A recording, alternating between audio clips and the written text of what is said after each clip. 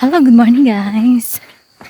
Ang aga natin, magsi-7 pa lang ng umaga and pupunta tayo sa highway ba yun? Basta doon sa kalsada itong dinadaanan natin pero pupunta pa tayo sa kabilang barangay para mag-antay ng sasakyan papuntang bayan. So today is Saturday, January 6. 6 pa 5. Basta ganun ang date, Sabado ngayon. See you later.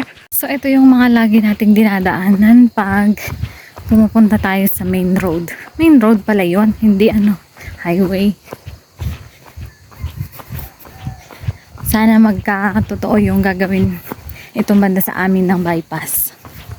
Shortcut na papunta ng Pangasinan. Biskaya, Pangasinan. Benguet, Biskaya, Pangasinan. Basta ganoon. Diba?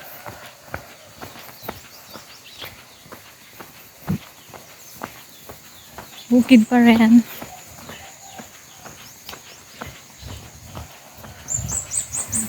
Diyan na si Haring Araw. Haring Araw?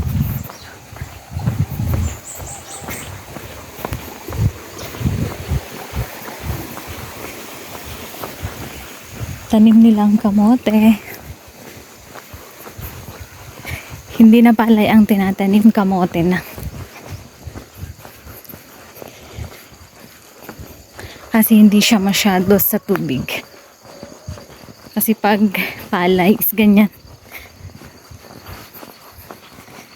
Mas madami siyang kailangang tubig pag yung kakatanim pa lang yung palay. Diba guys? And kamatis. Dito ang kamatis. Pwede kang manghingi pag yung sinasalansan nila sa crates. Hindi as in hingi pero pag yung may mga maliliit, hindi naman siya parang cherry tomato ang size. Pwede mong kuhanin kasi hindi na binebenta yun. Pero may mga malalaki din na binibigay. Yung mga oversize, mga ganon. Diba? Tomato is life. So later, kasi kabahayan na to.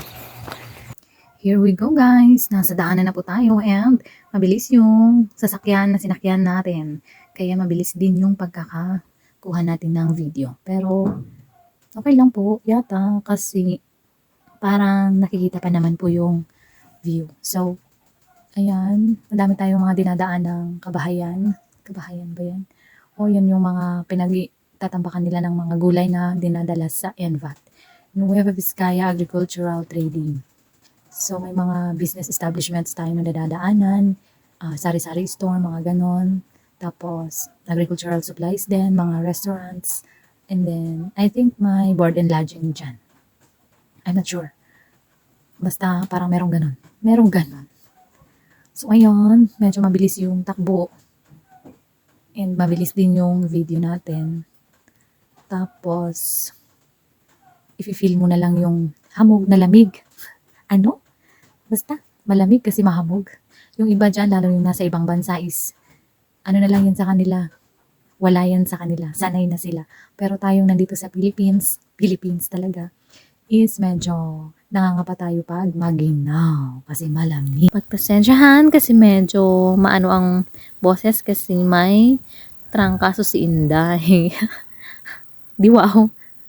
Tinrangkaso dahil sa pagpunta sa kabilang kung saan-saan kasi pumunta. Kaya ayan, tinrangkaso at medyo maano pa ang pakiramdam natin ngayon. So ayan po, madami tayong nakikita sa daan na mga kung ano-ano. May mga lalagyan pa ng mga vegetables. Gulay pala. Tapos ipupunta o dadalhin sa NVAT, Nueva Vizcaya Agricultural Trading. Basta ganon, trading. Doon nila binibenta yung mga kanilang gulay papuntang Maynila. So ayan guys, medyo malamig sa amin. Mahamog, ayan. Alas 9 na yan ng umaga pero mahamog pa din talaga. So, kailangan magpailaw yung mga sasalubong mong sasakyan para nakikita ka nila. Bahala ka kung ayaw magpailaw. Charot. So, ayan, di ba guys? So, yun lang guys. So, pag nagustuhan mo to is maaari lang na pakisubscribe ang ating YouTube channel. And pakisubscribe po. Ano daw? Pakihit po pala ang notification bell all para ma-notify ka sa susunod nating mga videos.